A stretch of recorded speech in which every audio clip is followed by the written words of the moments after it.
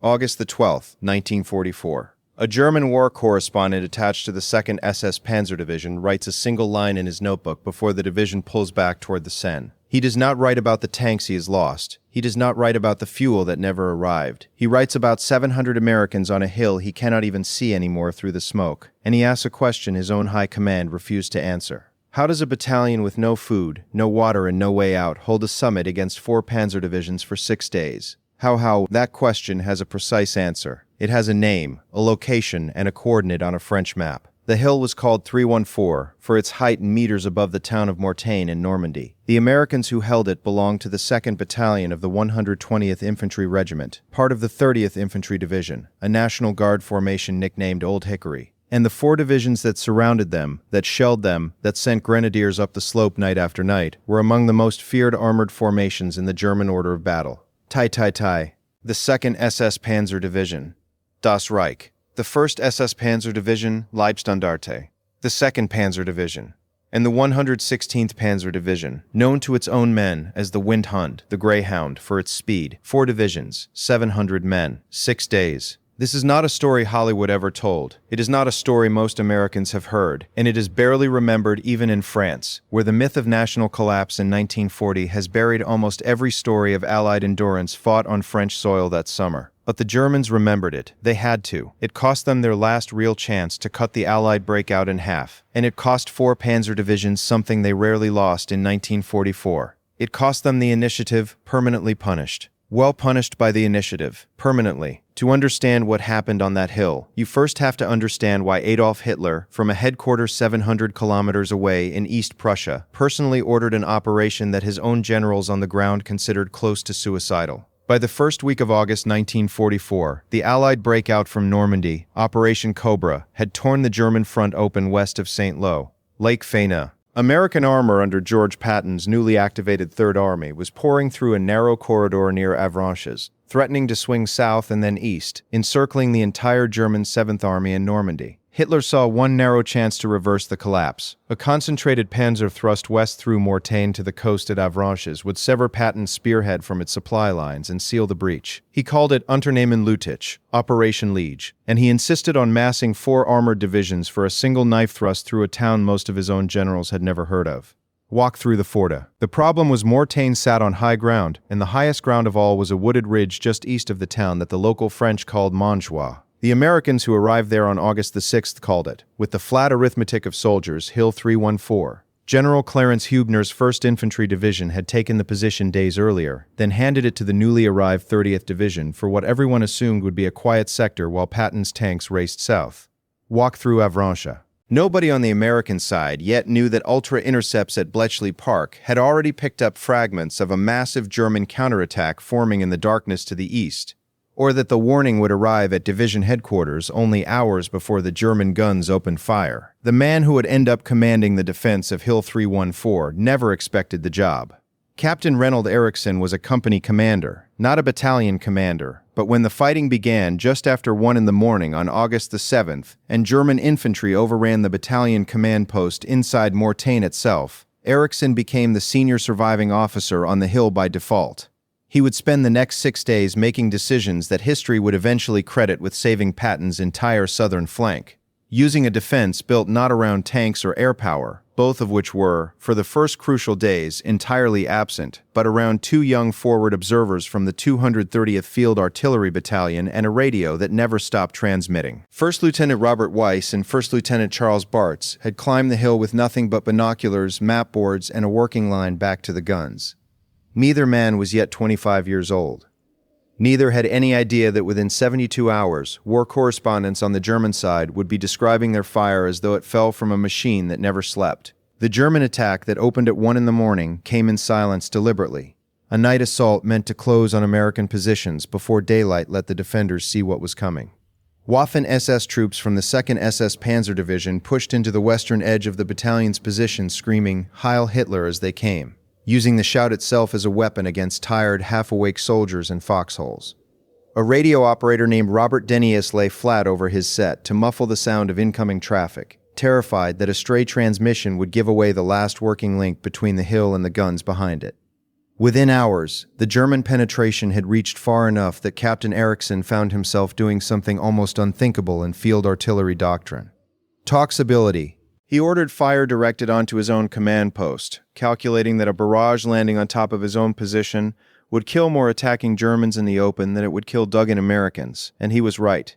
By dawn on August the 7th, the 2nd SS Panzer Division had surrounded the hill completely, sealing off the men of Fox, George, and King companies of the 2nd Battalion, along with a handful of attached engineers and medics. From this point forward, nothing came up that slope except what the Germans allowed to come up, and nothing came off it except the dead, which the surrounded soldiers gathered each evening and covered as best they could, not for ceremony, but because looking at the bodies of friends all day was breaking men faster than German shells were. What followed over the next 5 days was less a battle in the traditional sense than a siege compressed into an area smaller than a few football fields, fought almost entirely through radio traffic and artillery mathematics.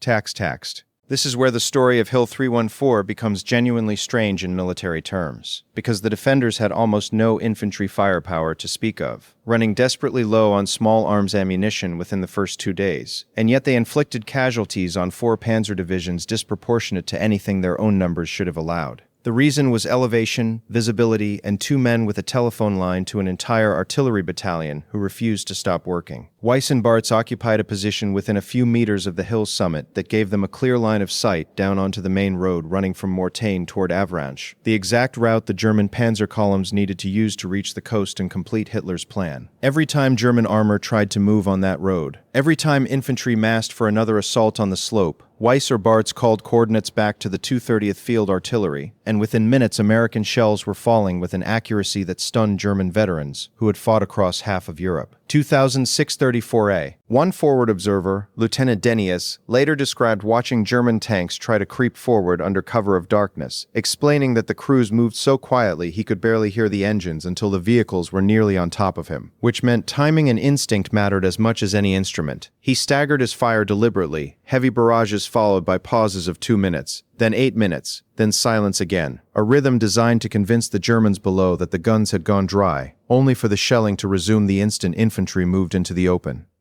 Hit fall 5A. German accounts from the units grinding against the hill describe an enemy position that seemed to defy the normal rules of an encirclement. A Panzer Grenadier of the 17th SS Panzer Grenadier Division, one of the formations repeatedly thrown against the eastern slope, wrote afterward that every attempt to climb toward the crest was met within minutes by shellfire so precise it felt as though the Americans could see through the trees themselves.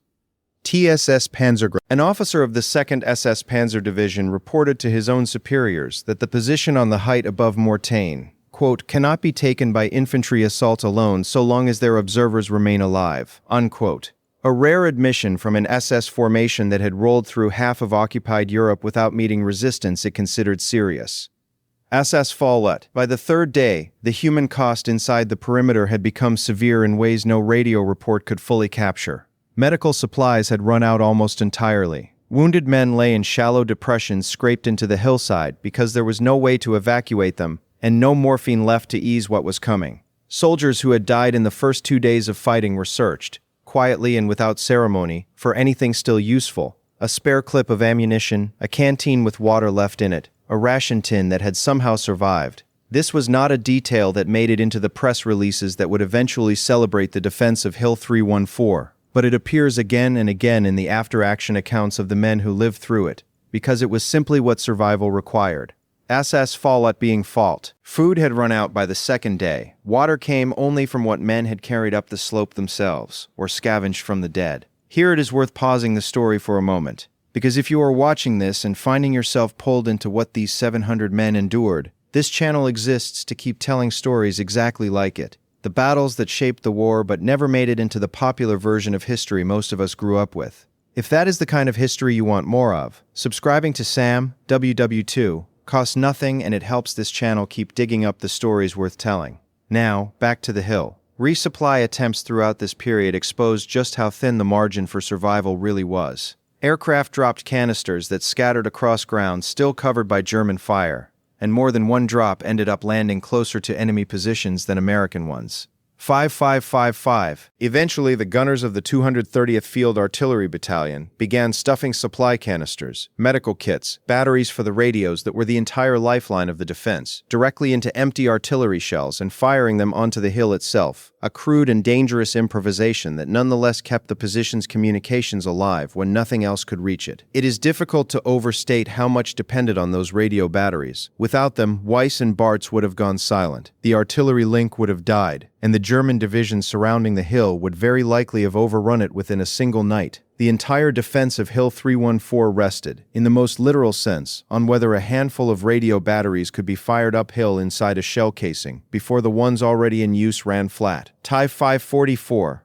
To understand why 4 full panzer divisions could not simply crush this position through sheer weight of armor, you have to look past the hill itself and into the wider failure of Operation Lüttich as a whole. Because Hill 314 was only ever one piece of a much larger German catastrophe. Type 5. Hitler had ordered the attack executed at night specifically to avoid Allied air power, and for the first hours it worked, the German columns achieving genuine surprise against American positions around Mortain and the neighboring village of St. Barthélemy. But as morning broke on August the 7th, the weather cleared, and Allied fighter bombers, principally British Typhoons and American P-47s, appeared over the battlefield in overwhelming numbers. Section 44. German armor that had advanced under cover of darkness now found itself strung out along open roads in daylight with almost no air cover of its own, and the resulting attacks by rocket-firing Typhoons against columns of Panzer Mark IVs and Mark Vs became, according to several post-war German accounts, one of the most psychologically shattering experiences any of these formations had faced in the entire war. A tank commander of the 2nd Panzer Division described the roads east of Mortain that afternoon as a landscape where, in his words, the sky itself had become the enemy, and where advancing another kilometer meant offering the division as a target rather than a weapon. But air power alone does not explain why the ground assault on Hill 314 specifically kept failing even where German armor did manage to close on American positions. The terrain itself worked brutally against the attackers. The summit was choked with boulders and dense hedgerow-style undergrowth typical of the Normandy bocage, terrain that neutralized the German advantage in armor almost completely since tanks simply could not climb the slope in any useful concentration, forcing the assault back onto infantry alone. Exactly the kind of fighting where accurate, sustained artillery fire from an elevated, visually dominant position could inflict disproportionate losses on an attacker who had nowhere to hide. Every German assessment of the hill after the battle arrives at essentially the same conclusion. Heiflap, it was not superior numbers or superior equipment that held the position. It was elevation, visibility, and a defender who refused to stop calling in fire even as his own perimeter shrank around him. Heiflap. By August the 10th, 4 days into the siege, the strategic picture around Mortain had already turned decisively against the Germans, even though the men trapped on Hill 314 had no way of knowing it. Patton's Third Army, rather than being cut off as Hitler intended, had continued its advance largely unimpeded, and American forces were now threatening to swing north behind the very panzer divisions still grinding away at Mortain, raising the specter of a far larger encirclement, the one that would eventually close at Falaise. German commanders on the ground, including senior officers of the SS Panzer formations, began requesting permission to withdraw days before Hitler's headquarters would authorize it, recognizing that Operation Lüttich had already failed even as their own infantry continued dying in futile assaults against a hill they could not seem to take. One officer of the 1st SS Panzer Division wrote in a report, submitted after the withdrawal began, that continuing the attack on the height above Mortain served, in his phrase, no purpose beyond the sacrifice of men against a position whose observers we cannot silence. That type. Relief finally reached Hill 314 on August the 12th, when elements advancing from the west broke through the last German positions, ringing the summit, and made physical contact with Captain Ericsson's exhausted survivors. Of the roughly 700 men who had held the position, more than 300 had become casualties, killed, wounded, or missing, over the 6 days of encirclement, a staggering rate of loss for a static defensive stand, and yet the position had never fallen. Every single assault by elements of 4 separate panzer divisions had been repulsed, and the road below the hill, the road the Germans absolutely needed to reach Avranches and complete Hitler's plan to cut the Allied breakout in half, had never been secured for German use, choked instead by artillery fire directed from the summit for the entire duration of the battle. The strategic consequences reached far beyond the hill itself. That fire. Operation Lüttich's failure at Mortain did not simply stall the German counterattack. It fatally overextended the very Panzer divisions Hitler had committed to it, divisions that were now dangerously exposed to the encirclement forming around them from Patton's forces to the south, and Canadian and Polish forces closing from the north. Within days, this overextension would collapse into the Falaise Pocket, one of the most catastrophic defeats suffered by the German army in the entire Western campaign. A disaster in which the same four Panzer divisions bled white. Attacking Hill 314 would be trapped, shattered, and largely destroyed. While back, historians have argued for decades over how much credit the defense of a single hill deserves for triggering a collapse of that scale, but the men who fought there did not need historians to tell them what they had accomplished. They had held the single most important piece of high ground on the entire German axis of advance, and by holding it, they had denied Hitler's last serious chance to reverse the Normandy campaign. 2808. The 30th Infantry Division would eventually receive the Presidential Unit Citation for its stand at Mortain, an honor that came decades late, awarded only in March of 2020, 76 years after the battle itself. Many of the men who fought on Hill 314 received France's Croix de Guerre alongside American decorations, official recognition that a French battle, on French soil, defending a French town, had been won primarily by American blood, American radios, and American artillery mathematics rather than by any dramatic armored breakthrough. Lieutenants Weiss and Bartz, the two forward observers whose fire discipline arguably held the position together more than any other single factor, both received the Distinguished Service Cross, the nation's second highest award for valor, a recognition that reflects something worth sitting with. In the story of Hill 314, the men most responsible for stopping four Panzer divisions never fired a rifle in anger. They fired coordinates over and over for 6 days until the guns behind them ran dry and had to be resupplied by artillery shell. And yet, outside of specialist military history circles, almost nobody has heard this story. It does not fit neatly into the narratives that dominate popular memory of the European war. Narratives built almost entirely around Normandy's beaches, around the airborne drops, around the tank battles of the Bulge months later. A defensive stand fought largely through radio traffic and artillery fire. On a hill most people cannot find on a map, defending a town most people have never heard of, does not translate easily into the kind of story that gets retold. But the Germans who fought there never forgot it, because they were the ones who had to explain, in reports sent up their own chain of command, why four Panzer divisions, some of the most feared armored formations in Hitler's entire military, could not dislodge 700 surrounded, starving, half-armed Americans from a single hill in Normandy. That correspondent from the 2nd SS Panzer Division, writing his single line as the division withdrew toward the Seine, never got an answer from his own high command. He got silence, the same silence that met every request from field officers asking why the operation had ever been ordered at all. But the answer was there the entire time, sitting on a wooded summit above Mortain, in the men of the 2nd Battalion, 120th Infantry, who had simply decided that the hill was theirs and that nothing coming up that slope was going to change that. Not for 6 days, not against 4 divisions, not against anything the German army had left to send.